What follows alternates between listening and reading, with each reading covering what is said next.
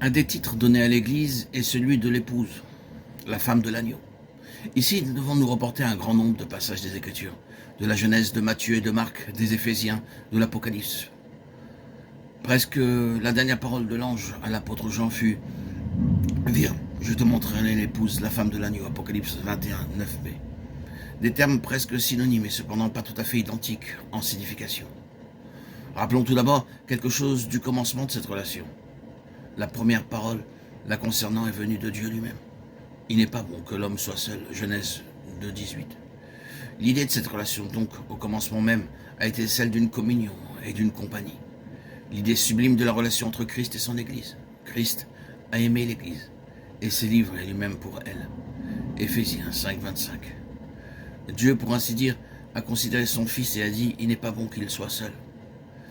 L'Église, mystère des mystères, est supposée être dans cette relation-là, à l'égard de Christ.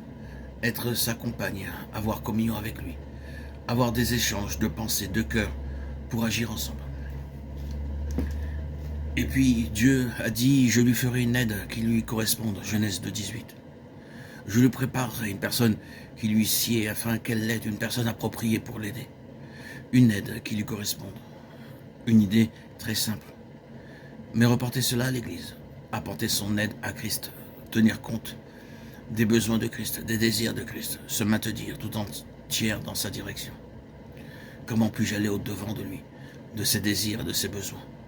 Comment puis-je mieux servir ses intérêts? C'est là, bien entendu, l'idée biblique d'une épouse. Mais la Bible a au moins en vue que la relation terrestre soit un reflet de celle qui est céleste, exactement comme Christ et l'Église.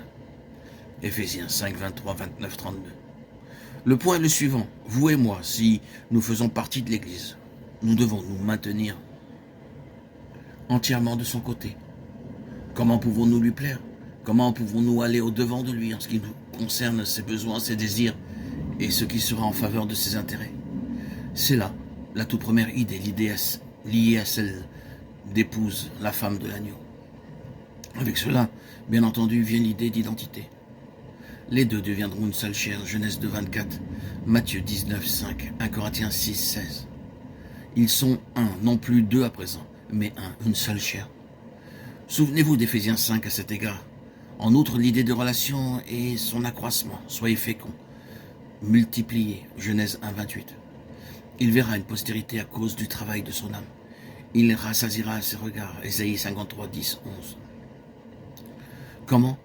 Il n'y a aucun autre moyen si ce n'est par l'Église.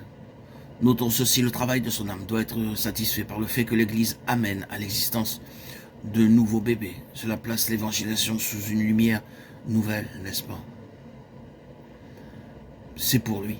Ce n'est pas simplement l'intérêt d'avoir des âmes sauvées, c'est donc le but qu'il contemple le travail de son âme, qu'il soit satisfait. L'Église est le vase dans lequel et par lequel Christ est reproduit, par lequel, pouvons-nous dire, il est propagé. Et toute Église qui se nomme ainsi, qui n'est pas reproductrice, à laquelle le Seigneur n'ajoute pas, dans laquelle n'ont pas lieu des naissances spirituelles, a manqué le but de sa relation avec Christ.